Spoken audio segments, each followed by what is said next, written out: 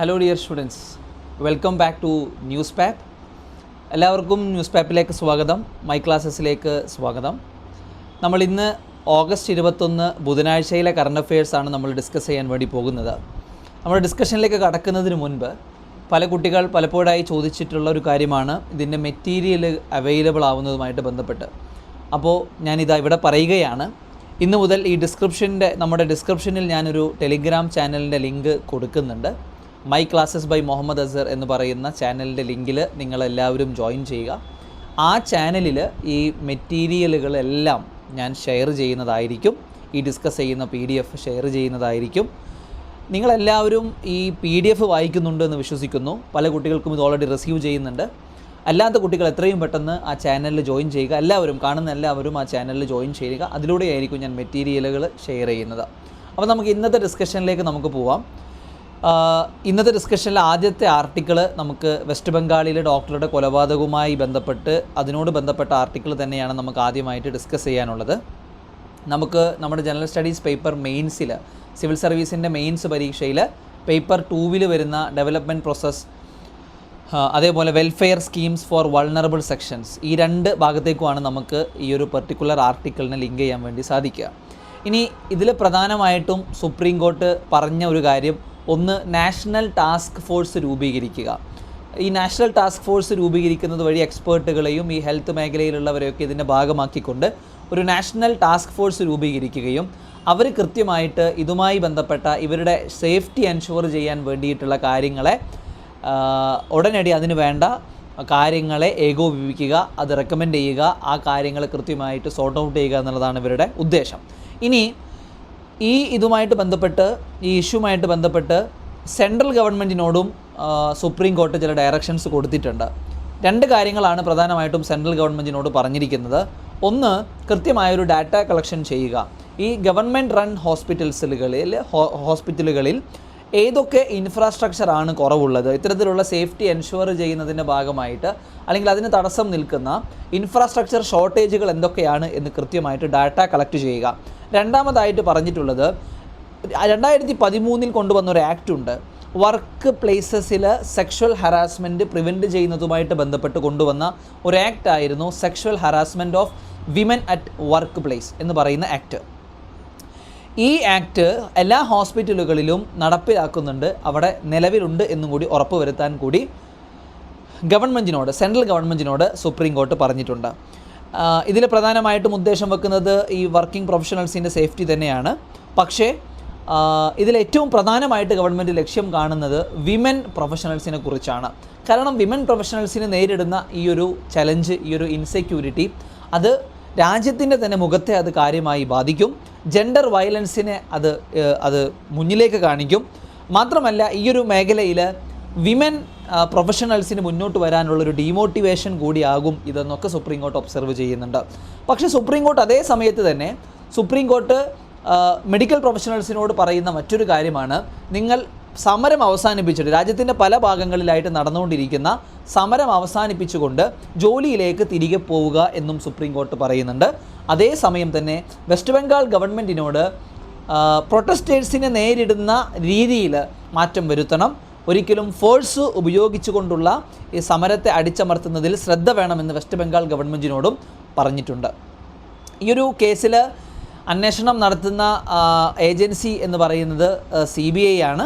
So CBIയോടും അവരുടെ report 22-ാം തീയതിയായിട്ട് submit ചെയ്യാൻ വേണ്ടി പറഞ്ഞിട്ടുണ്ട്. ഈ ആർട്ടിക്കിളിൽ നിന്ന് വരുന്ന കീ ടേംസുകൾ എന്താണ്? സുവോ മോട്ടു, നാഷണൽ ടാസ്ക് ഫോഴ്സ്, അതേപോലെ നമ്മൾ പറഞ്ഞ act sexual harassment at work place 2013, ഇതെല്ലാം ഞാൻ കീ ടേംസിൽ കൊടുത്തിട്ടുണ്ട്. പ്രിയപ്പെട്ട ആസ്പിരൻസ്, ഈ കീ ടേംസ് ഞാൻ ഒരിക്കൽ കൂടി പറയുന്നു. ഈ കീ ടേംസ് നിങ്ങൾ പഠിച്ചു വെച്ച് കഴിഞ്ഞാൽ നിങ്ങൾക്ക് നിങ്ങളുടെ മെയിൻസ് പരീക്ഷയിൽ സബ്ജക്റ്റ് സ്പെസിഫിക് ആയിട്ടുള്ള ഉത്തരങ്ങളിൽ നിങ്ങൾക്ക് ഈ ടെർമിനോളജീസ് കൊണ്ടുവന്നു കഴിഞ്ഞാൽ അത് നിങ്ങൾക്ക് മാർക്ക് സ്കോർ ചെയ്യുന്നതിന് സഹായിക്കും. ഇനി അതല്ല, സ്കൂളിൽ പഠിക്കുന്ന ഒരു കുട്ടിയാണെങ്കിൽ പോലും ആ കുട്ടിക്ക് ഈ വാക്കുകളെല്ലാം അവരുടെ പരീക്ഷകളിൽ കൊണ്ടുവരികയാണെങ്കിൽ തീർച്ചയായിട്ടും ആ കുട്ടിയുടെ പേപ്പർ ഒരു എക്സെപ്ഷണൽ പേപ്പർ ആയിരിക്കും. അത് തന്നെയാണ് നമുക്ക് വേണ്ടത്. എന്ത് എക്സ്ട്രാ നമ്മൾ പഠിക്കുന്നു, മറ്റുള്ളവരിൽ നിന്ന് എന്ത് എക്സ്ട്രാ സ്കില്ല് നമ്മൾ അക്യൂർ ചെയ്യുന്നു എന്നുള്ളതാണ് ഇന്നത്തെ എഡ്യൂക്കേഷൻ ഏറ്റവും ഇമ്പോർട്ടൻ്റ് ആയ കാര്യം. അപ്പോൾ ഇതാണ് ഒന്നാമത്തെ ആർട്ടിക്കിളിൽ എന്താണ് പറഞ്ഞത്? സുപ്രീം കോർട്ടിൻ്റെ ഒബ്സർവേഷൻ നാഷണൽ ടാസ്ക് ഫോഴ്സ് രൂപീകരിക്കുന്നതുമായി ബന്ധപ്പെട്ട് പറഞ്ഞത്. എന്തൊക്കെയാണ് സെൻട്രൽ ഗവൺമെൻറ്റിന് കൊടുത്തിട്ടുള്ള ഡയറക്ഷൻ, എന്തൊക്കെയാണ് സ്റ്റേറ്റ് ഗവൺമെൻറ്റിന് കൊടുത്തിട്ടുള്ള ഡയറക്ഷൻ എന്നെല്ലാം നമ്മൾ പറഞ്ഞു. അടുത്ത article, after backlash union government orders cancellation of lateral recruitment. Lateral എൻട്രിയുമായി ബന്ധപ്പെട്ടൊരു നോട്ടിഫിക്കേഷൻ സെൻട്രൽ ഗവൺമെൻറ് കഴിഞ്ഞ ദിവസം ഇറക്കിയിരുന്നു. ആ നോട്ടിഫിക്കേഷൻ ക്യാൻസൽ ചെയ്തുകൊണ്ട് UPSC ഉത്തരവ് ഇറക്കിയിരിക്കുന്നു. അപ്പോൾ നമുക്കിത് സിലബസിൽ നമുക്ക് ജനറൽ സ്റ്റഡീസ് പേപ്പർ 2 സിവിൽ സർവീസിൻ്റെ മെയിൻസ് പരീക്ഷയിലെ സിലബസ് 2 നമുക്ക് ലിങ്ക് ചെയ്യാൻ പറ്റുക. On a comprehensive this is related to the role of civil service in a democracy. കാരണം നമ്മളിവരെ റിക്രൂട്ട് ചെയ്യുന്നത് സിവിൽ സർവീസിലേക്ക് തന്നെയാണ്. അപ്പോൾ അതുകൊണ്ട് തന്നെ ഒരു സിലബസ് നമുക്ക് ലിങ്ക് ചെയ്യാൻ പറ്റുന്ന ഭാഗവും സിവിൽ സർവീസിൻ്റെ റോൾ എന്നതിലേക്കാണ് ലിങ്ക് ചെയ്യാൻ പറ്റുക. ഇനി എന്തായിരുന്നു ഇവിടുത്തെ പ്രധാനമായിട്ടുള്ള ഒരു പ്രശ്നം എന്തായിരുന്നു, എന്തുകൊണ്ടാണ് ഇത് വലിയ രീതിയിൽ വിമർശിക്കപ്പെട്ടിരുന്നത് എന്ന് വെച്ച് കഴിഞ്ഞാൽ ഇതിൽ റിസർവേഷൻ ഉണ്ടായിരുന്നില്ല. ഇൻഡിവിജ്വൽ ആയിട്ടുള്ള പോസ്റ്റുകളിലേക്കാണ് റിക്രൂട്ട്മെൻറ്റ് നടത്തുന്നത് എന്ന കാരണത്താൽ ഇതിൽ റിസർവേഷൻ ഉണ്ടായിരുന്നില്ല. OBC ST SC റിസർവേഷനുകൾ ഉണ്ടായിരുന്നില്ല. അതുകൊണ്ട് തന്നെ ഇത് വലിയ രീതിയിൽ പ്രതിപക്ഷ പാർട്ടികൾ ഇതിനെ വിമർശിച്ചിരുന്നു. ആ കാരണങ്ങൾ കൊണ്ടൊക്കെയാണ് ഇപ്പോൾ UPSC പറഞ്ഞിരിക്കുന്നത്. ഇനി എന്താണ് നമുക്ക് ഈ ലാറ്ററൽ എൻട്രി സ്കീം, നമ്മൾ കഴിഞ്ഞ ക്ലാസ്സിലും പറഞ്ഞതാണ്. ലാറ്ററൽ എൻട്രി സ്കീം എന്ന് പറഞ്ഞാൽ ഗവൺമെൻറ്റിൻ്റെ പുറത്ത് നിന്ന്, അത് പ്രൈവറ്റ് സെക്ടറിൽ നിന്നാവാം, ഗവൺമെൻറ്റിൽ നിന്ന് തന്നെയാവാം, അല്ലെങ്കിൽ പബ്ലിക് സെക്ടർ അണ്ടർടേക്കിങ്സിൽ നിന്ന് തന്നെയാവാം, എക്സ്പെർട്ടൈസ് ഉള്ള ആളുകളെ ഗവൺമെൻറ്റിൻ്റെ ഭാഗമാക്കുകയും അതുവഴി ഗവൺമെൻറ്റിലേക്ക് ഡൊമൈൻ സ്പെസിഫിക് എക്സ്പെർട്ടൈസ് കൊണ്ടുവരിക എന്നുള്ളതാണ് ഈ ലാറ്ററൽ എൻട്രി സ്കീമിൻ്റെ ലക്ഷ്യം എന്ന് പറയുന്നത്. നമ്മൾ ഈ ലാറ്ററൽ എൻട്രി സ്കീമിൻ്റെ ചരിത്രത്തെക്കുറിച്ച് പറയുകയാണെങ്കിൽ ആദ്യമായിട്ട് നമ്മുടെ രാജ്യത്ത് ലാറ്ററൽ എൻട്രി സ്കീം ഇൻട്രൊഡ്യൂസ് ചെയ്യുന്നത് 2004-2009 കാലഘട്ടത്താണ്. പിന്നീട് 2005 രണ്ടാം അഡ്മിനിസ്ട്രേറ്റീവ് റിഫോംസ് കമ്മീഷനും ഈ ലാറ്ററൽ എൻട്രിയെ സപ്പോർട്ട് ചെയ്യുന്നുണ്ട്. അതിനുശേഷം നീതി ആയോഗവും അവരുടെ 3-year ആക്ഷൻ അജണ്ടയുടെ ഭാഗമായിട്ട് 2017 ഈ ലാറ്ററൽ എൻട്രിയെ റെക്കമെൻഡ് ചെയ്യുന്നുണ്ടായിരുന്നു. ഇതിൻ്റെ എല്ലാം ഉദ്ദേശം എന്ന് പറയുന്നത് സ്പെഷ്യലൈസ്ഡ് ആയിട്ടുള്ള എക്സ്പെർട്ടൈസിനെ, ഡൊമൈൻ സ്പെസിഫിക് എക്സ്പെർട്ടൈസിനെ നമ്മുടെ ഗവൺമെൻറ്റിൻ്റെ ഭാഗമാക്കുക, ബ്യൂറോക്രസിയുടെ ഭാഗമാക്കുക, സിവിൽ സർവീസിൻ്റെ ഭാഗമാക്കുക എന്നുള്ളതാണ്. ഇനി എന്തൊക്കെയാണ് ഇത്തരത്തിൽ ലാറ്ററൽ എൻട്രിയിലേക്ക് പ്രവേശിക്കണമെങ്കിൽ, ലാറ്ററൽ എൻട്രി വഴി സെക്രട്ടറി പോസ്റ്റുകളിലേക്ക് വരണമെങ്കിൽ ഒരു വ്യക്തിക്ക് എന്തെല്ലാം ക്വാളിഫിക്കേഷനാണ് വേണ്ടത്? പ്രത്യേകിച്ച് ക്വാളിഫിക്കേഷൻ ഒന്നുമില്ല. ഇവിടെ പറയുന്നത്, ഇവിടെ നോക്കുന്നത്, ഇവിടെ ലക്ഷ്യം വെക്കുന്നത് ആ വ്യക്തി എത്രത്തോളം എക്സ്പേർട്ട് ആണ് എന്നുള്ളതാണ്. ആ വ്യക്തിയുടെ എക്സ്പേർട്ടൈസിനെ ഗവൺമെൻറ്റിലേക്ക് കൊണ്ടുവരിക എന്നുള്ളതാണ്. അതുകൊണ്ട് തന്നെ അവരുടെ മേഖലയിൽ പ്രൂവൺ ട്രാക്ക് റെക്കോർഡുള്ള ഏതൊരാൾക്കും അപ്ലൈ ചെയ്യാം.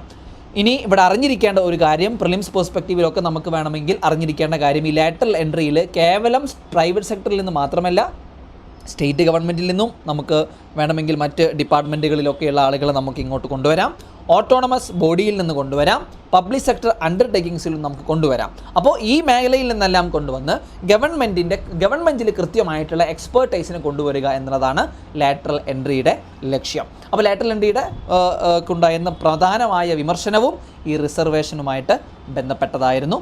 അതും നമ്മൾ പറഞ്ഞു. ഇനി ഒരു ഡാറ്റ ഈ ലാറ്ററൽ എൻട്രിയുമായി ബന്ധപ്പെട്ട് നമുക്ക് നൽകണം എന്നുണ്ടെങ്കിൽ, നമ്മുടെ ഉത്തരത്തിൽ നമുക്ക് കൊടുക്കണമെന്നുണ്ടെങ്കിൽ നമുക്ക് എഴുതാൻ പറ്റിയ ഒരു മികച്ച ഡാറ്റയാണിത്. 2023 ഓഗസ്റ്റ് മാസം വരെയുള്ള കണക്കനുസരിച്ച് 57 പേരാണ് നിലവിൽ ലാറ്ററൽ എൻട്രി വഴി നമ്മുടെ സെൻട്രൽ ഗവൺമെൻറ്റിൻ്റെ ഭാഗമായിട്ട് സെക്രട്ടറിഷിപ്പ് പോസ്റ്റുകളിൽ സെർവ് ചെയ്യുന്നത്. 63 ആയിരുന്നു 2018 മുതൽ ഓഗസ്റ്റ് 23 വരെയുള്ള കണക്കനുസരിച്ച് 63 പേരുണ്ടായിരുന്നു. നിലവിൽ 57 പേരാണ് വർക്ക് ചെയ്തുകൊണ്ടിരിക്കുന്നത്. അപ്പോൾ നിങ്ങൾക്ക് ലാറ്ററൽ എൻട്രി എന്താണ്, എന്തുകൊണ്ടാണ് ലാറ്ററൽ എൻട്രി വിമർശിക്കപ്പെട്ടത്, ലാറ്ററൽ എൻട്രിയുടെ ഉദ്ദേശം എന്താണ് ലാറ്ററൽ എൻട്രിയുടെ ഹിസ്റ്ററി, ഇതെല്ലാം നിങ്ങൾക്ക് മനസ്സിലായി എന്ന് വിശ്വസിക്കുകയാണ്. അടുത്ത ആർട്ടിക്കിളിലേക്ക് നമ്മൾ നീങ്ങുകയാണ്. അടുത്ത ആർട്ടിക്കിൾ, നമുക്കറിയാം നമ്മുടെ രാജ്യത്ത്, നമ്മുടെ ഇന്ത്യയെ ലോക ആരോഗ്യ സംഘടന 2014 നമ്മൾ പോളിയോ ഫ്രീ ആണ് എന്ന് പറഞ്ഞ് പ്രഖ്യാപിക്കുകയുണ്ടായിരുന്നു. നമ്മുടെ രാജ്യത്തെ സംബന്ധിച്ചിടത്തോളം വലിയൊരു നേട്ടമായിരുന്നു അത്. പക്ഷേ ഇപ്പോൾ മേഘാലയയിൽ നിന്ന് ഒരു പോളിയോ കേസ് റിപ്പോർട്ട് ചെയ്തിരിക്കുകയാണ്. ആ കാരണം കൊണ്ടാണ് ഈ വാർത്ത വന്നിരിക്കുന്നത്. നമ്മൾ സിലബസിലേക്ക് ലിങ്ക് ചെയ്യുകയാണെങ്കിൽ നമുക്ക് പ്രിലിംസിലും UPSCയുടെ പ്രിലിംസിലും അതുപോലെ മെയിൻസിൻ്റെ സിലബസിലും നമുക്ക് ജനറൽ സയൻസും അതേപോലെ ഹെൽത്ത് മാനേജ്മെൻറ്റ് അല്ലെങ്കിൽ issues related to development and management of social sector services, health എന്ന് പറയുന്ന ഭാഗത്തേക്കും നമുക്ക് ലിങ്ക് ചെയ്യാൻ വേണ്ടി നമുക്ക് സാധിക്കുന്ന ഒരു ആർട്ടിക്കിളാണ്. ഇവിടെ പ്രധാനമായിട്ടും പറയുന്നത്, ഇതിൽ ഗവൺമെൻറ്റിൻ്റെ ഭാഗത്തു നിന്ന് വന്നിട്ടുള്ളത്, ഇത് കേവലം ഒരു വൈൽഡ് ആയിട്ടുള്ള ഒരു പോളിയോ കേസല്ല എന്നാണ് പറഞ്ഞിരിക്കുന്നത്. ഓക്കെ, മറിച്ച് ഇത് വന്നിരിക്കുന്നത് ഓറൽ പോളിയോ വാക്സിൻ വഴി അതിലെ മ്യൂട്ടേഷൻസ് വഴിയാണ് വന്നിരിക്കുന്നത്. ഓക്കെ, ഇനി ഇന്ത്യയിലെ ഹിസ്റ്റോറിക്കൽ കോണ്ടെക്സ്റ്റ് നോക്കുകയാണെങ്കിൽ, പോളിയോ ഫ്രീ സ്റ്റാറ്റസുമായി ബന്ധപ്പെട്ട ഹിസ്റ്റോറിക്കൽ കോണ്ടെക്സ്റ്റ് നോക്കുകയാണെങ്കിൽ 2014 WHO നമ്മളെ പോളിയോ ഫ്രീ ആയിട്ട് പ്രഖ്യാപിക്കുന്നത്. PSCക്കൊക്കെ വേണമെങ്കിൽ ചോദ്യമായിട്ട് വരാവുന്നതാണ്. ഇനി നമ്മൾ പോളിയോനെ കുറിച്ച് ജനറൽ സയൻസ് പെർസ്പെക്റ്റീവിൽ നമ്മൾ പോളിയോനെ കുറിച്ച് നമ്മളൊന്ന് അറിഞ്ഞിരിക്കുക. എന്താണ് ഈ പോളിയോ ഡിസീസ് എന്ന് പറയുന്നത്? ഏത് തരം ഡിസീസാണ്? ഇതെങ്ങനെയാണ് സ്പ്രെഡ് ചെയ്യുന്നത്? ആരിലാണ് കൂടുതൽ ഇത് കാണാൻ വേണ്ടി കഴിയുന്നത്? നമ്പർ 1, ഇതൊരു വൈറൽ ഡിസീസാണ്. നമ്പർ 2, ഇത് ആരിലാണ് കൂടുതൽ കാണാൻ കഴിയുന്നത്? 5 വയസ്സിന് താഴെയുള്ള കുട്ടികളിലാണ് കൂടുതൽ കാണാൻ കഴിയുന്നത്. ഇനി എങ്ങനെയാണിത് ശരീരത്തിലേക്ക് പ്രവേശിക്കുന്നത്? ഇത് വായയിലൂടെ പ്രവേശിക്കുകയും പിന്നീട് നമ്മുടെ ഇൻഡസ്ട്രിയിൽ പോയിട്ട് അത് മൾട്ടിപ്ലൈ ചെയ്യുകയും അത് നെർവസ് സിസ്റ്റത്തിലേക്ക് പ്രവേശിക്കുകയും അത് നമ്മളെ പാരാലിസിസ് ആക്കുകയും ചെയ്യുന്നൊരു രീതിയാണ് പോളിയോക്ക് കണ്ടുവരുന്നത്. ഇതിൻ്റെ ട്രാൻസ്മിഷനെ കുറിച്ച് പറയുകയാണെങ്കിൽ 7 to 10 days ആണ് ഇതിൻ്റെ ഇൻക്യുബേഷൻ പീരീഡ്. അത് 4 മുതൽ 35 ദിവസം വരെയും പോകാം. സിംറ്റംസ് പറയുകയാണെങ്കിൽ fever, fatigue, headache, vomiting, stiffness in the neck and pain in the limbs. ഇവിടെ ഏറ്റവും പ്രധാനപ്പെട്ട ഒരു കാര്യം, നമ്മുടെ ഈ പോളിയോക്കെതിരെയുള്ള ഫൈറ്റിങ്ങിൽ പലപ്പോഴും നമുക്ക് ചലഞ്ചായിട്ട് വരുന്നത്, ഏത് അസുഖവുമാവട്ടെ നമുക്കൊരു ചലഞ്ചായിട്ട് പലപ്പോഴും വരുന്നൊരു കാര്യമെന്ന് പറയുന്നത് സിംറ്റംസ് കുറവായിട്ട് അല്ലെങ്കിൽ സിംറ്റംസ് ഇല്ലാതെ വരുന്ന രോഗങ്ങളാണ് പലപ്പോഴും. ഇപ്പോൾ കോവിഡിൻ്റെ സമയത്താണെങ്കിൽ പോലും അല്ലേ, സിംറ്റംസ് ഇല്ലാത്ത കോവിഡാണ് കൂടുതൽ സ്പ്രെഡ് ചെയ്തിരിക്കുന്നത്. കൂടുതൽ ആളുകളിലേക്ക് കോവിഡ് സ്പ്രെഡ് ചെയ്യാനുള്ള കാരണം അത്തരം ഇൻഫെക്റ്റഡ് ആയ ആളുകളാണ്. അപ്പോൾ ഏതൊരു ഡിസീസ് ആണെങ്കിലും ഈ സിംറ്റംസ് ഇല്ലാതെ വരിക, മൈൽഡ് സിംറ്റംസ് ആവുക എന്ന് പറയുന്നത് ആ അസുഖത്തെ നമ്മൾ നിർമ്മാർജ്ജനം ചെയ്യുന്നതിൽ നമുക്ക് പലപ്പോഴും it's happens to be a challenge. So here it is reported that 90% of the infected individuals they were showing no or mild symptoms. Okay, ഇനി ഇതിൻ്റെ ഒരു സിവിയറിറ്റിയെക്കുറിച്ച് പറയുകയാണെങ്കിൽ പാരാലിസിസിൻ്റെ റിസ്ക് ഉണ്ട്. ഏകദേശം 200-ൽ ഒരാൾക്ക് അതിനുള്ള റിസ്ക് ഉണ്ട്. മോർട്ടാലിറ്റി റേറ്റും 5 to 10% ആണ്. അത് ബ്രീത്തിങ് മസിൽസിനെ എഫക്റ്റ് ചെയ്യുന്നു എന്നുള്ളത് കൊണ്ട് തന്നെ. ഇനി ഇത് സ്പ്രെഡ് ചെയ്യുന്ന, ഏറ്റവും കൂടുതൽ ഇത് സ്പ്രെഡ് ചെയ്യുന്നത് ഇൻഫെക്റ്റഡ് ആയിട്ടുള്ള വ്യക്തികളുടെ ഫീക്കസിൽ നിന്നാണ്. അതുകൊണ്ട് തന്നെ കാര്യമായ ഹൈജീൻ, സാനിറ്റേഷൻ സിസ്റ്റം ഇല്ലാത്ത സ്ഥലങ്ങളിൽ ഈ പോളിയോയുടെ അസുഖം സ്പ്രെഡ് ചെയ്യാനുള്ള സാധ്യത വളരെയധികം കൂടുതലാണ്. ഓക്കെ, ഇനി 2014 WHO നമ്മൾ പോളിയോ ഫ്രീ ആയിട്ട് അനൗൺസ് ചെയ്തു. ഇനി ഇതുമായിട്ട് ബന്ധപ്പെട്ടൊരു ക്വസ്റ്റ്യനൊക്കെ വരികയാണെങ്കിൽ നമുക്ക് എഴുതാൻ പറ്റുന്ന ചില ഗ്ലോബൽ ഇനീഷ്യേറ്റീവ്സ് ഉണ്ട്. എന്തൊക്കെയാണ് ഗ്ലോബൽ ഇനീഷ്യേറ്റീവ്സ്? അതിലൊന്നാണ് global polio eradication initiative. 1988 launch ചെയ്യുന്നതാണ്. WHO, റോട്ടറി ഇൻ്റർനാഷണൽ, അതേപോലെ US centres four disease control and prevention, UNICEF. ഇത് നിങ്ങൾക്കൊരു എക്സാമ്പിൾ ആയിട്ട് എഴുതാം. അതുപോലെ തന്നെ ഒരു അവയർനെസ് ക്യാമ്പയിനായിട്ട് നമ്മൾ 24th October നമ്മൾ വേൾഡ് പോളിയോ ഡേ ആയിട്ട് നമ്മൾ ഒബ്സർവ് ചെയ്യുന്നുണ്ട്. ഓക്കെ, ഇനി ഞാൻ എല്ലാ ക്ലാസ്സിലും പറയുന്നത് പോലെ ഓരോ ആർട്ടിക്കിളുമായിട്ട് ബന്ധപ്പെട്ട ടെക്നിക്കൽ എക്സ്പ്ലനേഷൻ ഞാൻ ഈ PDF-ൽ താഴെ തന്നെ കൊടുക്കുന്നുണ്ട്. ആ ഒരു വാക്കുകൾ, അത് സബ്ജക്ട് സ്പെസിഫിക് വൊക്കാബുലറിയാണ്, ആ ന്യൂസ് സ്പെസിഫിക് വൊക്കാബുലറിയാണ്, ആ ടോപ്പിക് സ്പെസിഫിക് വൊക്കാബുലറിയാണ്. ഈ വൊക്കാബുലറികൾ നിങ്ങളുടെ ഉത്തരത്തിലേക്ക് കൊണ്ടുവരികയാണെങ്കിൽ അത് സിവിൽ സർവീസിൻ്റെ മെയിൻസ് പരീക്ഷ എന്നല്ല, ഏത് പരീക്ഷകളാണെങ്കിലും സ്കൂളിൽ പഠിക്കുന്ന ഒരു കുട്ടിയാണെങ്കിൽ പോലും ആ കുട്ടിക്ക് ഈ വൊക്കാബുലറികൾ നിങ്ങളുടെ ഉത്തരത്തിൽ കൊണ്ടുവരാൻ പറ്റുകയാണെങ്കിൽ തീർച്ചയായിട്ടും നിങ്ങളുടെ ഉത്തരം ഒരു എക്സെപ്ഷണൽ ഉത്തരമായിട്ട് മാറും എന്നതിൽ സംശയമില്ല. അപ്പോൾ രണ്ടാമത്തെ ആർട്ടിക്കിൾ നമ്മൾ പറഞ്ഞത് ഇതാ, ഒരു പോളിയോ കേസ് റിപ്പോർട്ട് ചെയ്തിരിക്കുന്നു. മേഘാലയയിൽ 2014 പോളിയോ ഫ്രീ ആയി നമ്മുടെ രാജ്യത്ത് ഈ ഒരു കേസ് തീർച്ചയായിട്ടും ഒരു കൺസേൺ ആയിരുന്നു. പക്ഷേ ഒഫീഷ്യൽസ് പറയുന്നത് അത് വാക്സിൻ കൊണ്ട് ഉണ്ടായിരിക്കുന്ന മ്യൂട്ടേഷൻസ് കൊണ്ട് ഉണ്ടായിരിക്കുന്ന ഒരു പോളിയോ കേസ് മാത്രമാണ്, അല്ലാതെ ഒരു വൈൽഡ് പോളിയോ കേസ് അല്ല എന്ന് അധികാരികളും പറഞ്ഞിരിക്കുന്നു. ഇനി അടുത്തൊരു ആർട്ടിക്കിൾ നമുക്ക് മലേഷ്യ ഇന്ത്യയുമായിട്ട് ബന്ധപ്പെട്ടാണ്. നമ്മൾ കഴിഞ്ഞ ക്ലാസ്സിൽ പറഞ്ഞിരുന്നു മലേഷ്യൻ പ്രധാനമന്ത്രി ഇന്ത്യ സന്ദർശിക്കാൻ പോകുന്നു. അതുമായി ബന്ധപ്പെട്ടിട്ടുള്ള ഒരു വാർത്തയാണ്. നമുക്കിത് ലിങ്ക് ചെയ്യാൻ പറ്റുന്നത് സിവിൽ സർവീസിൻ്റെ മെയിൻസ് പരീക്ഷയിൽ ജനറൽ സ്റ്റഡീസ് പേപ്പർ 2-ലെ നൈബർഹുഡ് റിലേഷൻസ് എന്ന് പറഞ്ഞു തുടങ്ങി ബൈലാറ്ററൽ, റീജിയണൽ എന്നൊക്കെ പറഞ്ഞു തുടങ്ങുന്ന ഇൻ്റർനാഷണൽ റിലേഷൻസിൻ്റെ മായി ബന്ധപ്പെട്ട് പറയുന്ന സിലബസിലേക്കാണ്.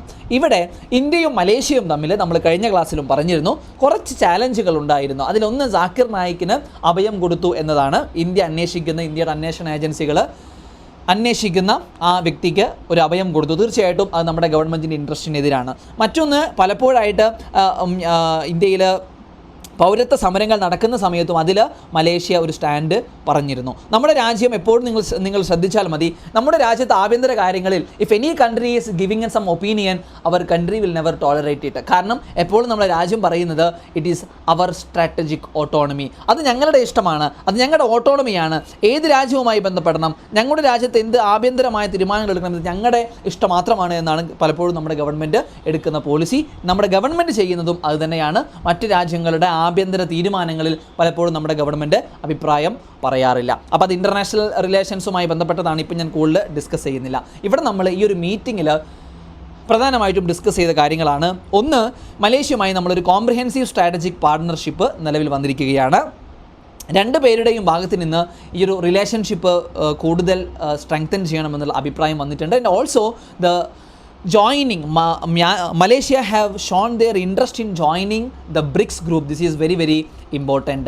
കാരണം നമുക്കറിയാം ഇന്തോ പസഫിക് റീജിയണിൽ നിലനിൽക്കുന്ന ജിയോ പൊളിറ്റിക്കൽ ചാലഞ്ചിനെ അഡ്രസ്സ് ചെയ്യാൻ ഈ ബ്രിക്സിൻ്റെ ഭാഗമാകുന്നതൊക്കെ ഒരു മുതൽക്കൂട്ടാകും എന്ന് വിശ്വസിക്കുന്ന മലേഷ്യ ഇന്ത്യയോട് ഇൻട്രസ്റ്റ് ബ്രിക്സിൽ ജോയിൻ ചെയ്യാനുള്ള ഇൻട്രസ്റ്റും പറഞ്ഞിരിക്കുന്നു, which is A very important point. ഇനി ഈ ഒരു വിസിറ്റിനൊരു പ്രത്യേകത കൂടിയുണ്ട്. 2018 ശേഷം ആദ്യമായാണ് ഒരു മലേഷ്യൻ പ്രധാനമന്ത്രി നമ്മുടെ രാജ്യം വിസിറ്റ് ചെയ്യുന്നത്. ഓക്കെ, ഇനി ഈ കോംപ്രഹെൻസീവ് സ്ട്രാറ്റജിക് പാർട്ണർഷിപ്പിനെ കുറിച്ച് പറഞ്ഞു, കൂടുതൽ ഡിപ്ലോമാറ്റിക് റിലേഷൻസ് സുഗമമാക്കുക രണ്ട് രാജ്യങ്ങളും തമ്മിലുള്ളത്. ഇനി മലേഷ്യയുടെ ബ്രിക്സിലേക്ക് ചേരാനുള്ള ഇൻട്രസ്റ്റ്, ഇതാണ് ഈ ഒരു മീറ്റിങ്ങിൽ പ്രധാനമായിട്ടും നമ്മൾ ചർച്ച ചെയ്യുന്ന ഒരു കാര്യം. എന്തുകൊണ്ട് മലേഷ്യ ഈ ഒരു ഇൻട്രസ്റ്റ് പറയുന്നു? നമ്മുടെ ഇന്ത്യ ഇതിനോട് സമ്മതിച്ചോ ഇല്ലയോ? മലേഷ്യ ഈ ഇൻട്രസ്റ്റിനോട് ഇന്ത്യ സമ്മതിച്ചിരിക്കുന്നു. India has agreed to that support. ഈ ഇന്തോ പസഫിക് റീജിയണിൽ നിലനിൽക്കുന്ന ചാലഞ്ചുകളെ അഡ്രസ്സ് ചെയ്യാൻ വേണ്ടിയിട്ട് മലേഷ്യയും ഇന്ത്യയും കൂടി എംഫസൈസ് ചെയ്യുന്ന ചില ഏരിയകളുണ്ട്. ഒന്ന്, freedom of navigation, peaceful dispute resolution, സമാധാനപരമായിട്ട് അവിടെയുള്ള പ്രശ്നങ്ങളെ സോൾവ് ചെയ്യുക, ഇൻ്റർനാഷണൽ ലോസ്, ഇൻ്റർനാഷണൽ കോടതികൾ, ഇൻ്റർനാഷണൽ സംവിധാനങ്ങൾ അതിന് കൃത്യമായിട്ട് എഥർ ചെയ്യുക എന്നുള്ളതും ഈ മീറ്റിങ്ങിൽ വന്നിട്ടുള്ളൊരു ചർച്ചയായിരുന്നു. മറ്റൊന്ന്, geo political and regional corporation. Malaysia എന്ന് പറയുന്ന ഒരു രാജ്യം ഇന്ത്യക്ക് ആസിയാൻ പോലെയുള്ള ഒരു പ്ലാറ്റ്ഫോമിൽ ആ രാജ്യത്തിൻ്റെ പ്രാധാന്യം, ഇന്തോ പസഫിക് റീജിയൻ്റെ സസ്റ്റൈനബിലിറ്റിക്ക് അവിടുത്തെ ചലഞ്ചുകളെ കർട്ടൈൽ ചെയ്യുന്നതിലുള്ള പ്രാധാന്യത്തെക്കുറിച്ച് നമ്മുടെ പ്രധാനമന്ത്രി പറഞ്ഞു. മാത്രമല്ല, ഇന്ത്യൻ ഓഷ്യൻ റീജിയൻ എന്ന് പറയുന്നത്, അതിൻ്റെ സ്റ്റെബിലിറ്റി എന്ന് പറയുന്നത് നമ്മുടെ ഗ്ലോബൽ ഇക്കോണമിക്ക് തന്നെ വളരെ പ്രധാനപ്പെട്ട കാര്യമാണ്. അതിലേക്കെല്ലാം മലേഷ്യയുടെ ഒരു സ്റ്റേക്ക് ഹോൾഡർ, അവരുടെ റോള് ഈ മീറ്റിങ്ങിൽ നമ്മുടെ പ്രധാനമന്ത്രി പറഞ്ഞിരുന്നു. ഇനി ഈ രണ്ട് രാജ്യങ്ങൾ തമ്മിൽ, ഇന്ത്യയും മലേഷ്യയും തമ്മിൽ രണ്ട് പ്രധാനമായ ചലഞ്ചുകളാണ് നിലവിലുള്ളത്. അതിലൊന്ന്, സിറ്റിസൺഷിപ്പ് അമെൻമെൻറ്റ് ആക്ടിൻ്റെ സമയത്ത് മലേഷ്യ ആ ഒരു തീരുമാനത്തെ ക്രിട്ടിസൈസ് ചെയ്തിരുന്നു. രണ്ട്, ജാക്കിർ നായിക്കിന് അഭയം കൊടുത്തു എന്നുള്ളതും. കാശ്മീരിൻ്റെ വിഷയത്തിലും മലേഷ്യ ഇത്തരത്തിൽ അഭിപ്രായം പറഞ്ഞിരുന്നു. അപ്പോൾ ഇത് രണ്ടും ഗവൺമെൻറ്റിൻ്റെ തീരുമാനങ്ങളാണ്. അതിനെതിരെ പറഞ്ഞതുകൊണ്ട് ആ രാജ്യത്തിനോട് നമുക്ക് ചില ചലഞ്ചുകൾ ആ കാരണത്താലുണ്ട്. മറ്റൊന്ന്, ഒരുപാട് മലേഷ്യൻസ് COVID-19 സമയത്ത് നമ്മുടെ രാജ്യത്ത് കുടുങ്ങിപ്പോയി. അതിലും ആ കാരണം കൊണ്ടും ഈ ഒരു ബന്ധത്തിൽ ചില ചലഞ്ചസ് ഉണ്ട്. പക്ഷേ ഈ ഒരു മീറ്റിങ്ങോട് കൂടിയിട്ട് പല കാര്യങ്ങളിലും ഉള്ള ഇത്തരത്തിലുള്ള ടെൻഷൻസ് ഒഴിവാക്കുകയും കൂടുതൽ ആ ബന്ധം റൂട്ട് ചെയ്യുമെന്നുള്ളതാണ് വിശ്വാസം. ഇനി നമുക്ക് ഇന്ത്യയും മലേഷ്യയും തമ്മിലുള്ള ഈ ഒരു ബന്ധത്തിൻ്റെ ഒരു ഓവർഷിപ്പ് വ്യൂവിനെ കുറിച്ച് നമുക്കൊന്ന് കാണണം. എവിടെ നിന്നാണ് ഇത് തുടങ്ങുന്നത്? ഇത് തുടങ്ങുന്നത് 1957 1957 ഈ ബന്ധം തുടങ്ങുന്നതിന് പ്രധാനമായ കാരണം രണ്ടാളുകളാണ്. പ്രൈം മിനിസ്റ്റർ ജവഹർലാൽ നെഹ്റുവും തുൻഗു അബ്ദുറഹ്മാൻ പുത്ര, അദ്ദേഹത്തിൻ്റെ സുഹൃത്തും കൂടി. ഇവരുടെ ഫ്രണ്ട്ഷിപ്പാണ്, ഇവരുടെ പേഴ്സണൽ ഫ്രണ്ട്ഷിപ്പാണ് ഇന്ത്യയും മലേഷ്യയും തമ്മിലുള്ള ബന്ധത്തിൻ്റെ, ഇന്നും നിലനിൽക്കുന്ന ആ ഒരു ബന്ധത്തിൻ്റെ പ്രധാനമായ കാരണം എന്ന് പറയുന്നത്. ഇനി ഡയസ്പോറ, മലേഷ്യയിലെ ഇന്ത്യൻ ഡയസ്പോറയെക്കുറിച്ച് പറയുകയാണെങ്കിൽ നമ്മുടെ സിവിൽ സർവീസിൻ്റെ സിലബസിൽ കൃത്യമായി ഡയസ്പോറ എന്ന് പറയുന്ന വാക്ക് തന്നെ ഉപയോഗിച്ചിട്ടുണ്ട്. മലേഷ്യയിൽ ഏകദേശം 2.95 മില്യൺ ആളുകൾ നമ്മുടെ ഇന്ത്യയിലുണ്ട്.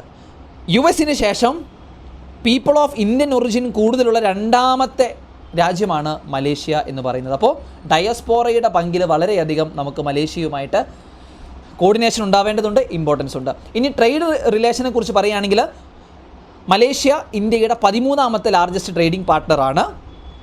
ഇന്ത്യ മലേഷ്യയുടെ 10 ട്രേഡിംഗ് പാർട്ട്ണറിൽ ഒരാളാണ്. നമ്മൾ 2011 ഒരു comprehensive economic corporation agreement sign ചെയ്തിരിക്കുന്നു. ആ അഗ്രിമെൻറ്റ് പ്രകാരം ഗുഡ്സിലും സർവീസസിലും ഇൻവെസ്റ്റ്മെൻറ്റിലും കൃത്യമായിട്ടുള്ളൊരു ഇക്കണോമിക് കൊളാബറേഷൻ ഫോസ്റ്റർ ചെയ്യുന്നതിന് കാരണമായിട്ടുണ്ട്. ഇനി പ്രിലിംസ് പെർസ്പെക്റ്റീവിലൊക്കെ നിങ്ങൾക്ക് പ്രതീക്ഷിക്കാൻ പറ്റുന്ന ഒരു ചോദ്യമാണ്, ഇന്ത്യയിൽ നിന്ന് മലേഷ്യയിലേക്ക് എക്സ്പോർട്ട് ചെയ്യുന്ന സാധനങ്ങൾ എന്തൊക്കെയാണ്? പ്രധാനമായിട്ടും fuels, mineral oil, aluminium, meat, edible meat, offal, iron and steel, copper and its articles. ഇനി മലേഷ്യയിൽ നിന്ന് ഇന്ത്യയിലേക്ക് ഇമ്പോർട്ട് ചെയ്യുന്ന സാധനങ്ങൾ പ്രധാനമായിട്ടും palm oil, mineral fuels, mineral oil, electrical machinery and equipment, animal or vegetable fats and oils. പിന്നീട് investment റിലേഷൻഷിപ്പും കൂടി നമ്മൾ അറിഞ്ഞിരിക്കണം. ഇന്ത്യയിലെ ലാർജസ്റ്റ് ഇൻവെസ്റ്റർമാരിൽ 26ാമത്തെ റാങ്കാണ് മലേഷ്യക്കുള്ളത്. ഫോറിൻ ഡയറക്റ്റ് ഇൻവെസ്റ്റ്മെൻറ്റ് മലേഷ്യയുമായി ബന്ധപ്പെട്ട് വരികയാണെങ്കിൽ ഏപ്രിൽ 2000 മുതൽ സെപ്റ്റംബർ 2022 വരെ ഏകദേശം $1.6 ബില്യൺ ഫോറിൻ ഡയറക്റ്റ് ഇൻവെസ്റ്റ്മെൻറ്റാണ് നമ്മുടെ രാജ്യത്തേക്ക് മലേഷ്യയിൽ നിന്ന് വന്നിരിക്കുന്നത്. അപ്പോൾ ഈ കാരണം കൊണ്ട് മലേഷ്യ നമുക്ക് ഇമ്പോർട്ടൻ്റ് ആണ്. പിന്നീട് ട്രേഡ് സെറ്റിൽമെൻറ്റ്, ഇന്ത്യൻ റുപ്പിയിൽ 2 രാജ്യങ്ങളും ട്രേഡ് സെറ്റിൽമെൻറ്റും ഉണ്ടാക്കിയിട്ടുണ്ട്. ഡിഫൻസ് കോർപ്പറേഷനെ കുറിച്ച് പറയുകയാണെങ്കിൽ പലതരത്തിലുള്ള ഡിഫൻസ് എക്സസൈസുകൾ, എക്സിബിഷൻസ്, ലിമ എന്ന് പറയുന്ന എക്സസൈസ് നമ്മൾ മലേഷ്യയിലും, മിലാൻ എന്ന് പറയുന്ന എക്സസൈസ് ഇന്ത്യയിലും നമ്മൾ കണ്ടക്ട് ചെയ്യുന്നു. 2003 നമ്മളൊരു MOU, ഡിഫൻസ് കോർപ്പറേഷനിൽ ഒരു MOU നമ്മൾ മലേഷ്യയുമായിട്ട് സൈൻ ചെയ്യുന്നുണ്ട്. ഇങ്ങനെ പല രീതിയിൽ എക്കണോമിക് ആയാലും ട്രേഡ് ആയാലും ഡിഫൻസ് ആയാലും ഇനി ഡയസ്പോറ പെർസ്പെക്റ്റീവിലായാലും വളരെ നല്ല രീതിയിൽ നമ്മൾ ബന്ധം സൂക്ഷിച്ചിരുന്ന ഒരു രാജ്യമാണ് മലേഷ്യ. കുറച്ച് കാലങ്ങളായിട്ട് ചില ഇഷ്യൂസ് ഉണ്ട്, പക്ഷേ ഈ വിസിറ്റോട് കൂടിയിട്ട് അതെല്ലാം സോൾവ് ആവുമെന്ന് വിശ്വസിക്കുന്നു. അപ്പോൾ നമ്മൾ ഈ ആർട്ടിക്കിളിൽ പറഞ്ഞത് പ്രധാനമായിട്ടും മലേഷ്യയുടെ ആഗ്രഹമാണ്. ഇന്തോ പസഫിക് റീജിയണിൽ അവിടുത്തെ ചലഞ്ചിനെ അഡ്രസ്സ് ചെയ്യണമെന്ന് 2 രാജ്യങ്ങളും ആഗ്രഹിക്കുന്നു.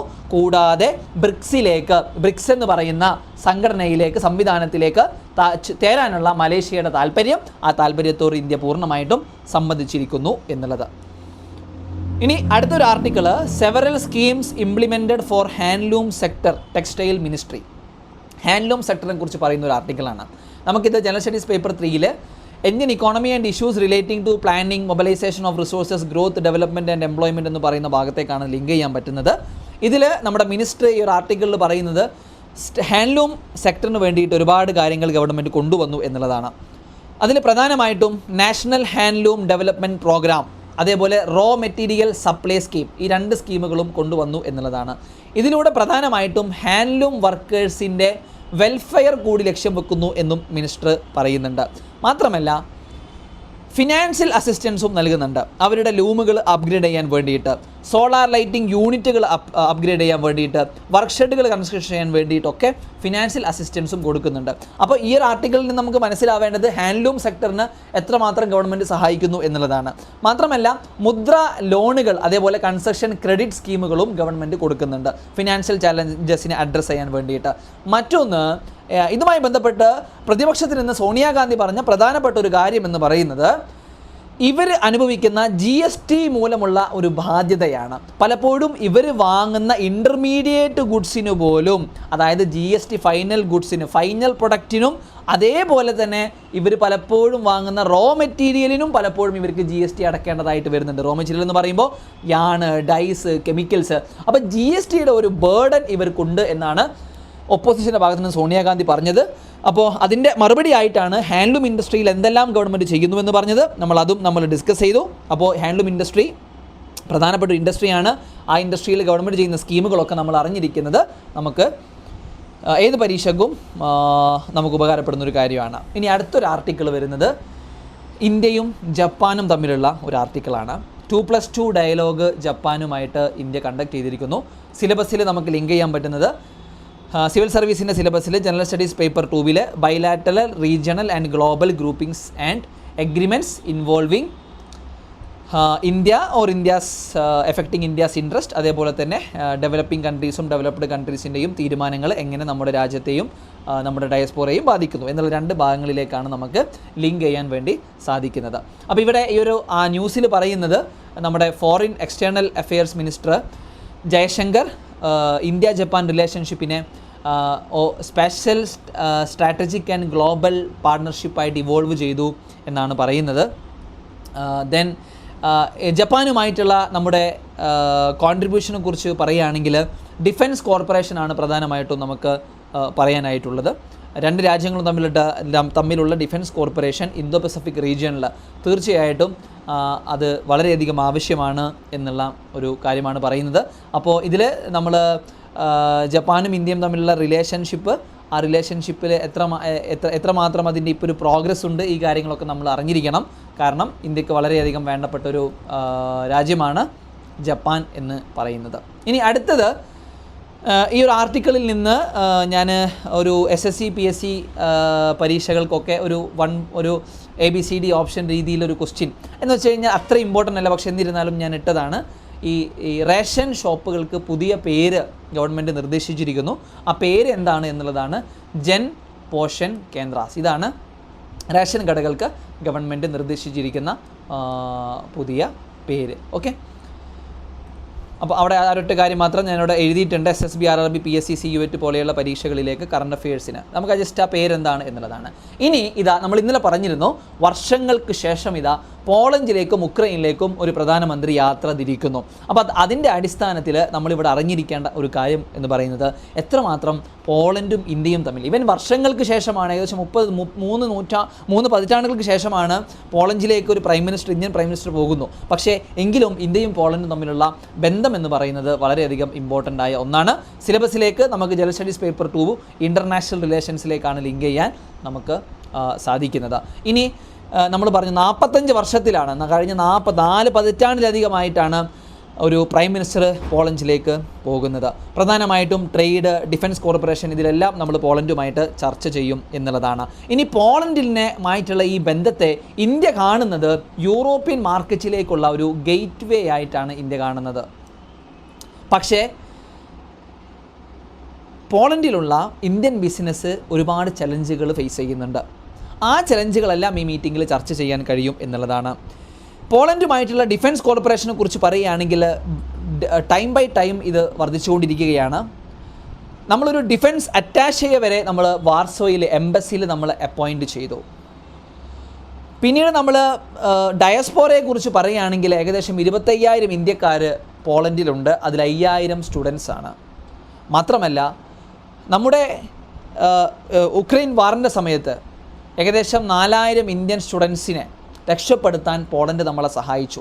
അപ്പോൾ നമ്മളിവിടെ പറയുന്നത് ഇന്ത്യയും പോളണ്ടും തമ്മിലുള്ള ബന്ധത്തെക്കുറിച്ചാണ്, എത്രമാത്രം അത് ഇമ്പോർട്ടൻ്റ് ആണ് എന്നുള്ളതാണ്.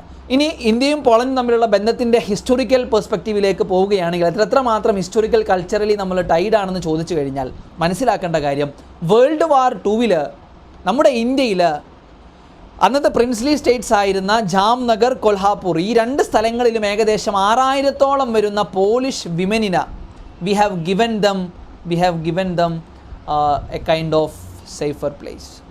നമ്മൾ അവർക്ക് റെഫ്യൂജി പ്ലേസ് നമ്മൾക്ക് കൊടുക്കാൻ, അക്കോമഡേഷൻ കൊടുക്കാൻ ഇന്ത്യക്ക് സാധിച്ചു. അപ്പോൾ ഇത്തരത്തിൽ ഹിസ്റ്റോറിക്കലിയും നമുക്ക് പോളണ്ടുമായിട്ട് ബന്ധമുണ്ട്. ഇനി ഇക്കണോമിക്കലി പറയുകയാണെങ്കിൽ യൂറോപ്യൻ യൂണിയനിൽ 6ാമത്തെ വലിയ ഇക്കോണമിയാണ് പോളണ്ട്. നമ്മളുമായിട്ട് പോളണ്ടിനുള്ള ട്രേഡ് എന്ന് പറയുന്നത് $6 ബില്യൺ ആണ്. ഇന്ത്യൻ പല കമ്പനികൾ, ഏകദേശം 30ഓളം കമ്പനികൾ പോളണ്ടിൽ വ്യത്യസ്ത മേഖലകളിൽ IT, ഫാർമസ്യൂട്ടിക്കൽസ്, സ്റ്റീൽ, ഈ മേഖലയിലെല്ലാം ഇൻവെസ്റ്റ് ചെയ്തിട്ടുണ്ട്. പക്ഷേ ഞാൻ നേരത്തെ ആദ്യത്തിൽ പറഞ്ഞതുപോലെ ചില ചലഞ്ചുകൾ നമ്മുടെ ഇന്ത്യൻ ബിസിനസ്മാൻ പോളണ്ടിൽ ഫേസ് ചെയ്യുന്നുമുണ്ട്. അപ്പോൾ അതെല്ലാം ചർച്ച ചെയ്യും എന്നുള്ളതാണ് നമ്മൾ വിശ്വസിക്കുന്നത് ഈ ഒരു പെർട്ടിക്കുലർ മീറ്റിങ്ങിൽ. അപ്പോൾ ഇന്ത്യ പോളണ്ട് 45 വർഷങ്ങൾക്ക് ശേഷമാണ് ഒരു പ്രധാനമന്ത്രി പോളണ്ട് സന്ദർശിക്കുന്നത്. അതുകൊണ്ട് തന്നെ ഇന്ത്യയും പോളണ്ടും തമ്മിലുള്ള ആ ബന്ധത്തിൻ്റെ ഇമ്പോർട്ടൻസ് നമ്മൾ നോക്കി. ഏതൊക്കെ രീതിയിൽ ഡിഫൻസ്, ഇക്കണോമിക്സ്, ബൈ ഡയസ്പോറ, എങ്ങനെയെല്ലാം ഈ രാജ്യം, ബൈ ഹിസ്റ്റോറിക്കലി എങ്ങനെയെല്ലാം ഈ രാജ്യം നമുക്ക് പ്രധാനപ്പെട്ടതാണ്, പോളണ്ട് പ്രധാനപ്പെട്ടതാണ് എന്ന് നമ്മൾ കണ്ടു. എഗെയിൻ ടെക്നിക്കൽ ടേംസ് ഇതിൽ കൊടുത്തിട്ടുണ്ട്.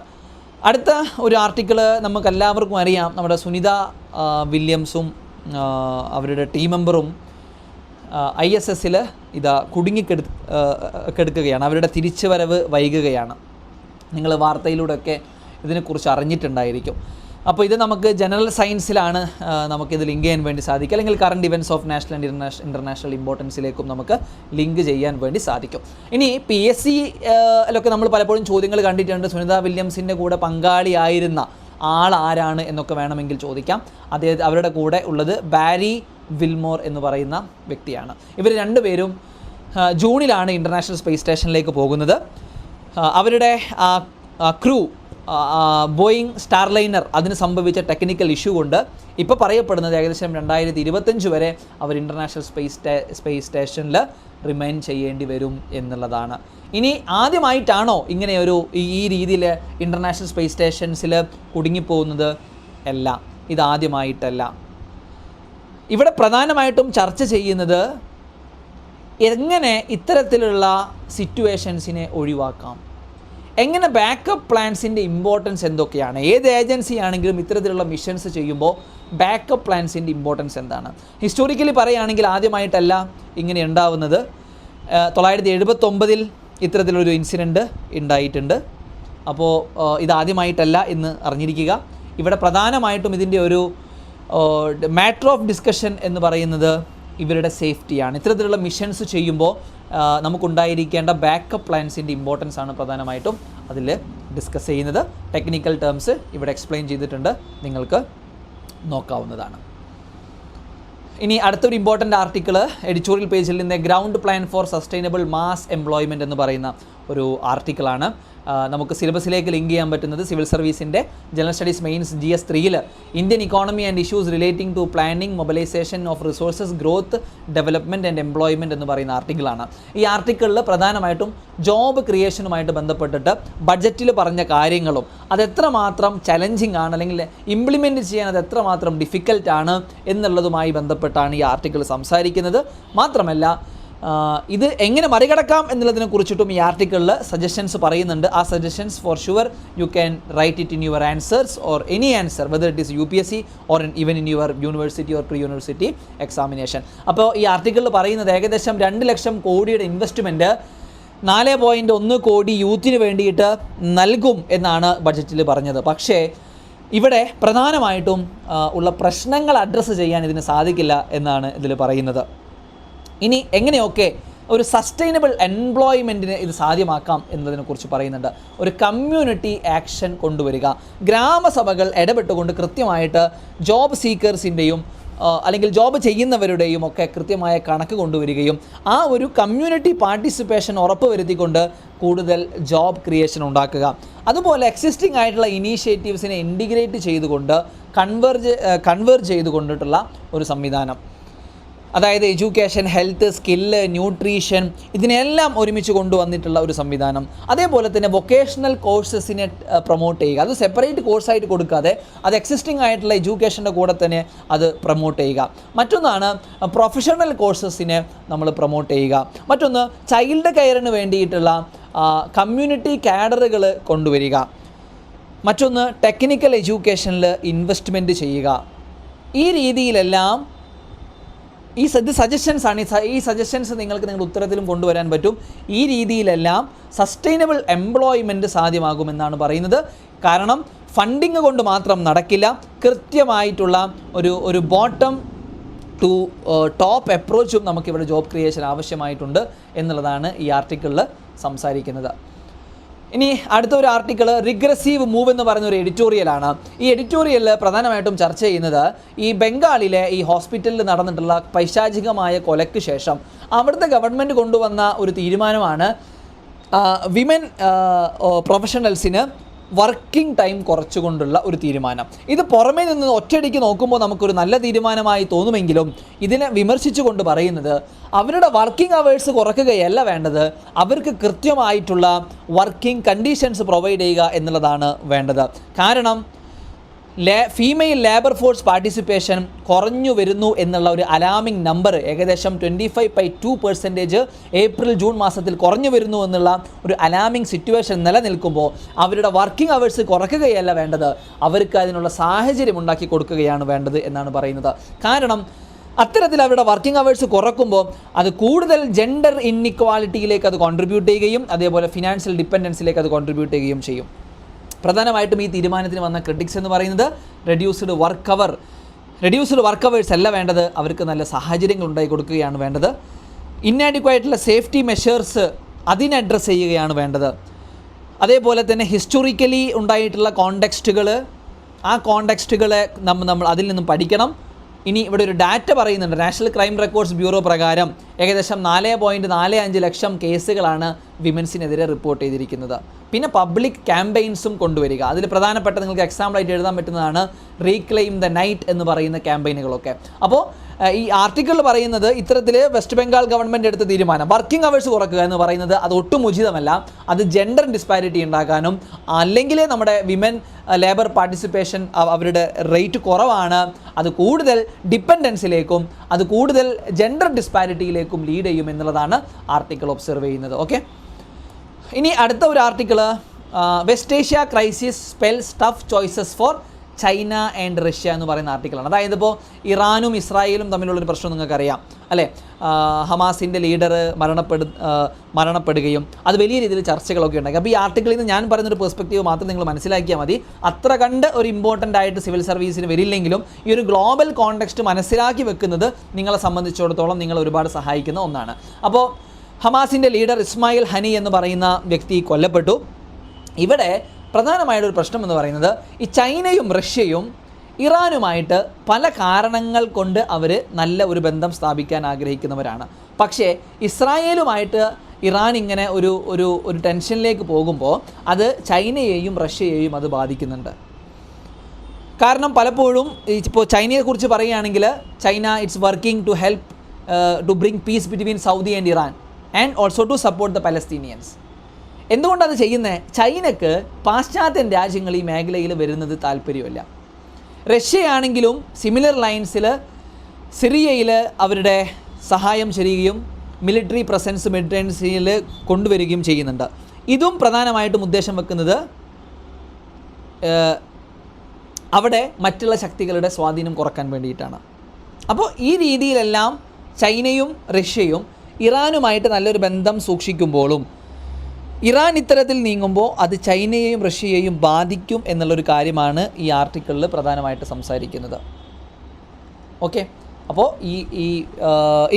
ഇനി മറ്റൊരു പെർസ്പെക്റ്റീവ് എന്ന് പറഞ്ഞു കഴിഞ്ഞാൽ ഇറാൻ്റെ ന്യൂക്ലിയർ അംബീഷനാണ്. പലപ്പോഴും ഇറാൻ ന്യൂക്ലിയർ വെപ്പൺസ് ഡെവലപ്പ് ചെയ്യുന്നു എന്നാണ് പല രാജ്യങ്ങളും പറയുന്നത്. അപ്പോൾ ഇതും ഈ റഷ്യക്കും ചൈനക്കും ഒരു കൺസേൺ ആണ്. കാരണം അവർക്കിതിനോട് ഒരു അനുകൂല നിലപാടുണ്ടായിരിക്കില്ല. പക്ഷേ ഇവരൊക്കെ വിശ്വസിക്കുന്നത് ഇറാനിലൊരു നല്ല ഒരു മോഡറേറ്റ് ഇറാനിയൻ പ്രസിഡൻറ്റ് വന്നു കഴിഞ്ഞാൽ തീർച്ചയായിട്ടും ഇതൊക്കെ ഒരു അയവ് വരുമെന്നൊക്കെയാണ് വിശ്വസിക്കുന്നത്. അപ്പോൾ ഈ ആർട്ടിക്കിൾ മനസ്സിലാക്കേണ്ടത് നമ്മൾ ഒരു ഇൻ്റർനാഷണൽ കോൺസെപ്റ്റാണ് എന്ന് വെച്ച് കഴിഞ്ഞാൽ ഈ രീതിയിൽ ഇറാനിൻ്റെ ഒരു ക്രൈസിസ്, ഇറാനും ഇസ്രായേലുമായി ഉണ്ടാകാൻ പോകുന്ന ഒരു ക്രൈസിസ് ഇറാനുമായിട്ട് ചെറിയ രീതിയിൽ ഒരു പ്രോ നിലപാടെടുക്കുന്ന റഷ്യക്കും ചൈനക്കും ഒരു ഭീഷണിയാണ്.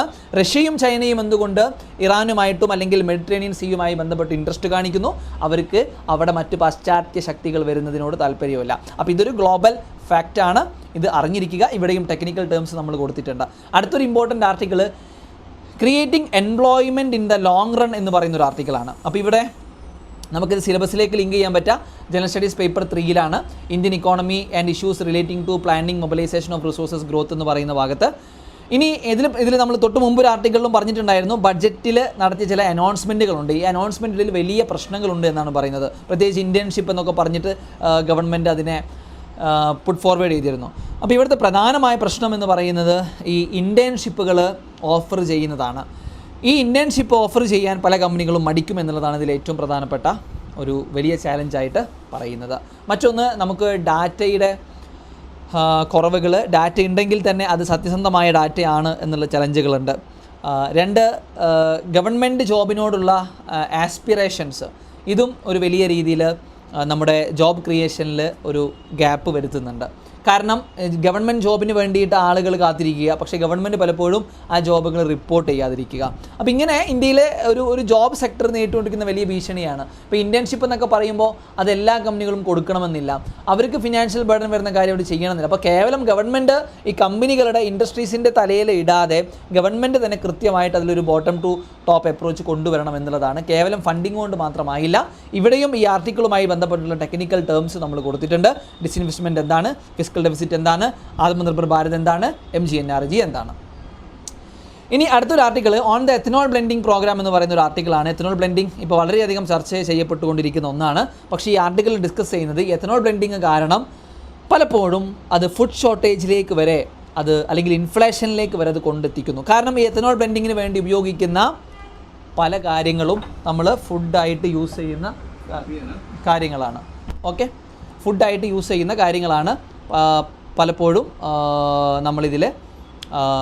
ഇതിൽ വരുന്ന കാര്യം. ഓക്കെ, അപ്പോൾ അതുകൊണ്ട് തന്നെ ഈ ചലഞ്ചുകളുണ്ട്. കാരണം അത് ഫുഡിന് ഉപയോഗിക്കണോ ഫ്യൂവലിന് ഉപയോഗിക്കണോ. ഇപ്പോൾ പ്രത്യേകിച്ച് മെയ്സ് എന്നൊക്കെ പറയുന്നത് നമ്മൾ ഇതിനു വേണ്ടി ഉപയോഗിക്കുന്നതാണ്, ഈ ഫ്യൂവലിന് വേണ്ടി ഉപയോഗിക്കാവുന്നത്. പക്ഷേ അത് നമ്മൾ ഫുഡായിട്ട് ഉപയോഗിക്കുന്നതും ആണ്. അപ്പോൾ അങ്ങനെ വരുമ്പോൾ ഒരു ഫുഡ് വേഴ്സസ് ഫ്യൂവൽ ഡിബേറ്റ് അവിടെ വരുന്നുണ്ട്. ഇതാണ് പ്രധാനമായിട്ടും ഈ ആർട്ടിക്കിളിൽ പറയുന്നത്. ഓക്കെ, കാരണം മെയ്സ്, ഉദാഹരണത്തിന് മെയ്സ് ഇതൊരു ഫീഡ് സ്റ്റോക്കിന് വേണ്ടി ഉപയോഗിക്കുന്ന ഒന്നാണ്. പക്ഷേ ഇതും എഗെയിൻ ഈ ബയോഫ്യൂവലിന് വേണ്ടി യൂസ് ചെയ്യുന്ന സമയത്ത്, എത്തനോൾ പ്രൊഡക്ഷന് വേണ്ടി യൂസ് ചെയ്യുന്ന സമയത്ത് അതിൻ്റെയും അവൈലബിലിറ്റി നമുക്ക് കുറയുന്നതായിട്ട് കാണാം. ഇനി അടുത്ത ഒരു article, how blood based test for cancer screening could save lives എന്നുള്ളതാണ്. ഇവിടെ ജനറൽ സയൻസിലേക്കാണ് നമുക്കിത് ലിങ്ക് ചെയ്യാൻ വേണ്ടി പറ്റുക. അപ്പോൾ നമുക്കറിയാം, ഇന്ന് ഏതൊരു ഡിസീസുമായിട്ട് നമ്മൾ ബന്ധപ്പെട്ട് പറയുകയാണെങ്കിലും അതിൻ്റെ ഡയഗ്നോസിസ് ആണ് പലപ്പോഴും ഒരു ചാലഞ്ചായിട്ട് വരുന്നത്. അപ്പോൾ ക്യാൻസർ എന്ന് പറയുന്ന ഒരു അസുഖം ഇന്ത്യയിൽ ഏകദേശം 18% ഓഫ് നോൺ കമ്മ്യൂണിക്കബിൾ ഡിസീസ് വഴി ഉണ്ടാകുന്ന ഡെത്തിൻ്റെ കാരണമാണ്. ഈ ക്യാൻസറിൽ പ്രധാനപ്പെട്ട ഒന്നാണ് എയർലി ഡിറ്റക്റ്റ് ചെയ്യുക എന്നുള്ളതാണ്. എയർലി ഡയഗ്നോസിസ് ക്യാൻസറിനെ ഒരു പരിധി വരെ കൺട്രോൾ ചെയ്യാൻ പറ്റും എന്നുള്ളതാണ് സത്യം. അങ്ങനെ ഒരു ഡയഗ്നോസിസിന് ഉപകാരപ്പെടുന്ന ഒരു ഡിറ്റക്ഷനാണ് MCED ഡിറ്റക്ഷൻ സിസ്റ്റം. ഇതൊരു പ്രോമിസിങ് സൊല്യൂഷനായിട്ട് വരുന്നുണ്ട്, MCED ടെസ്റ്റുകൾ. പക്ഷേ ഇതിൻ്റെ ഏറ്റവും വലിയ പ്രശ്നം എന്ന് പറയുന്നത് ഇത് പലപ്പോഴും ആക്യുറേറ്റ് ആവണം എന്നില്ല. അങ്ങനെ ആക്യുറേറ്റ് ആവാതിരിക്കുമ്പോൾ അത് വേറൊരു രീതിയിൽ ഈ അസുഖവുമായി ബന്ധപ്പെട്ട് വരുന്നവരെ കൂടുതൽ പാനിക്കാക്കാനും കൂടുതൽ അവരുടെ പോക്കറ്റ്, കാരണം ഈ ഒരുപാട് ടെസ്റ്റുകൾ പിന്നെയും ചെയ്യേണ്ടതായിട്ട് വരും. ഈ ടെസ്റ്റിൻ്റെ ബേസിലാണ് പിന്നെ അടുത്ത ടെസ്റ്റുകൾ ചെയ്യുക. അപ്പോൾ അത് കൂടുതൽ ഔട്ട് ഓഫ് പോക്കറ്റ് എക്സ്പെൻഡിച്ചറിലേക്ക് വരും. ആ കാരണങ്ങൾ കൊണ്ടൊക്കെ തന്നെയാണ് FDA, US-ൻ്റെ FDA പോലെയുള്ള, ഇവൻ ഇന്ത്യയിലാണെങ്കിൽ പോലും central drug standard control organisation അത് അപ്രൂവ് ചെയ്തിട്ടില്ല ഈ MCED ടെസ്റ്റ് എന്ന് പറയുന്നത്.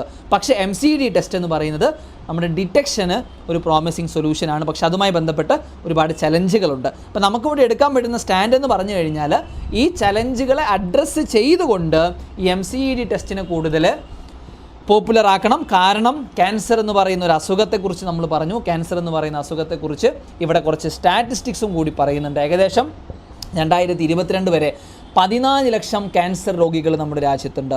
25 ആകുമ്പോഴേക്ക് അത് 12% റൈസ് ചെയ്യും എന്നാണ് പറയുന്നത്. ഇന്ത്യയിൽ കണ്ടിരിക്കുന്ന കോമൺ ആയിട്ടുള്ള ക്യാൻസർ ടൈപ്പുകൾ ബ്രസ്റ്റ്, സെർവിക്കൽ, ഒവറിയൻ, കോളക്ട്രൽ, ലങ്, പിന്നെ ഇസോഫിഗൽ, സ്റ്റൊമക്ക്, ആണുങ്ങൾക്കാണെങ്കിൽ സ്റ്റൊമക്ക്, ഇങ്ങനെയുള്ള രീതിയിൽ ആണ് പ്രധാനമായ ക്യാൻസർ ടൈപ്പുകൾ കാണുന്നത്. ഇനി ഇന്ത്യയിൽ വെറും 0.2 to 2% ആളുകൾ മാത്രമാണ് ക്യാൻസറിന് സ്ക്രീനിങ് ചെയ്യപ്പെടുന്നത്. അപ്പോൾ ഈ ഡാറ്റകളൊക്കെ നിങ്ങൾക്ക് ഇതുമായി ബന്ധപ്പെട്ട് വരുന്ന ആൻസറിൽ നിങ്ങൾക്ക് ഉപയോഗിക്കാൻ പറ്റുന്ന ഒന്നാണ്. ഓക്കെ, ഇവിടെ പ്രധാനമായിട്ട് നമ്മൾ അറിഞ്ഞിരിക്കേണ്ട ഒരു കാര്യം എന്ന് പറയുന്നത് ക്യാൻസർ എന്ന് പറയുന്നത് എസ് എ ത്രെട്ട് നമ്മുടെ രാജ്യത്തിൻ്റെ ഹ്യൂമൻ റിസോഴ്സിന് വരെ. കാരണം ഈവൻ ഇന്ത്യയിലെ കീ പൊസിഷനിലിരിക്കുന്ന ആളുകൾക്ക് വരെ, ഇപ്പോൾ ഞാൻ അത് പേരെടുത്ത് പറയുന്നില്ല, പല ആളുകൾക്കും ക്യാൻസർ വരുന്നു. അപ്പോൾ ഇതെന്ന് പറഞ്ഞാൽ സൈലൻ്റ് ആയിട്ട് പലപ്പോഴും ഇത് സിംറ്റംസ് കുറേ കഴിഞ്ഞാണ് കാണിക്കുന്നത്. അപ്പോൾ അതിനും ക്യാൻസറിൻ്റെ മൂർദ്ധമായ സ്റ്റേജിലേക്ക് എത്തിയിട്ടുണ്ടായിരിക്കും. അപ്പോൾ ഇതൊരു ചാലഞ്ചാണ്. ഈ ചാലഞ്ചിനെ എങ്ങനെ അഡ്രസ്സ് ചെയ്യാൻ പറ്റും, ഇതൊക്കെയാണ് നമ്മൾ ഈ ആർട്ടിക്കിളിൽ പറയുന്നത്. ക്യാൻസറുമായി ബന്ധപ്പെട്ട സ്റ്റാറ്റിസ്റ്റിക്സുകൾ ഇതെല്ലാം നമ്മൾ പറഞ്ഞു. ഇതിൽ പ്രധാനമായിട്ടും MCED എന്ന് പറയുന്ന ഡയഗ്നോസിസിൽ എയർലി ക്യാൻസർ ഡിറ്റക്ഷന് സഹായകമാകുന്ന ഈ സിസ്റ്റം ഇതൊരു പ്രോമിസിങ് സൊല്യൂഷനാണ്. പക്ഷേ ഇത് പലപ്പോഴും ഫോൾസ് ആയിട്ടുള്ള ഡിറ്റക്ഷൻ തരാറുണ്ട്. അതിനെ കൃത്യമായി അഡ്രസ്സ് ചെയ്ത് കഴിഞ്ഞാൽ നമുക്കിത് ഒരു മുതൽക്കൂട്ടാവുമെന്നാണ് പറയുന്നത്. ഓക്കെ, ഇവിടെയും ടെക്നിക്കൽ ടേംസ് എക്സ്പ്ലെയിൻ ചെയ്തിട്ടുണ്ട്. എന്താണ് multi cancer early detection test, എന്താണ് ഫോൾസ് പോസിറ്റീവ്, നിങ്ങൾക്കിത് വായിക്കാവുന്നതാണ്. അപ്പോൾ ഇത്രയും വാർത്തകളാണ് നമ്മൾ ഇന്നത്തെ നമ്മുടെ ന്യൂസ് പേപ്പറിൽ ഡിസ്കസ് ചെയ്തിരിക്കുന്നത്. തീർച്ചയായിട്ടും നിങ്ങൾക്കിത് ഉപകാരപ്പെടുന്നു എന്ന് ഞാൻ വിശ്വസിക്കുന്നു. നിങ്ങളുടെ അഭിപ്രായങ്ങൾ നിങ്ങളുടെ കമൻറ്റുകളായിട്ട് രേഖപ്പെടുത്തുക. ഈ ചാനൽ നിങ്ങൾ സബ്സ്ക്രൈബ് ചെയ്തിട്ടില്ലെങ്കിൽ സബ്സ്ക്രൈബ് ചെയ്യുക, നിങ്ങളുടെ സുഹൃത്തുക്കൾക്ക് ഷെയർ ചെയ്യുക, ലൈക്ക് ചെയ്യുക. And please do support us. So this is me signing out from today's discussion of NewsPap. See you in the next session. Thank you and have a beautiful day.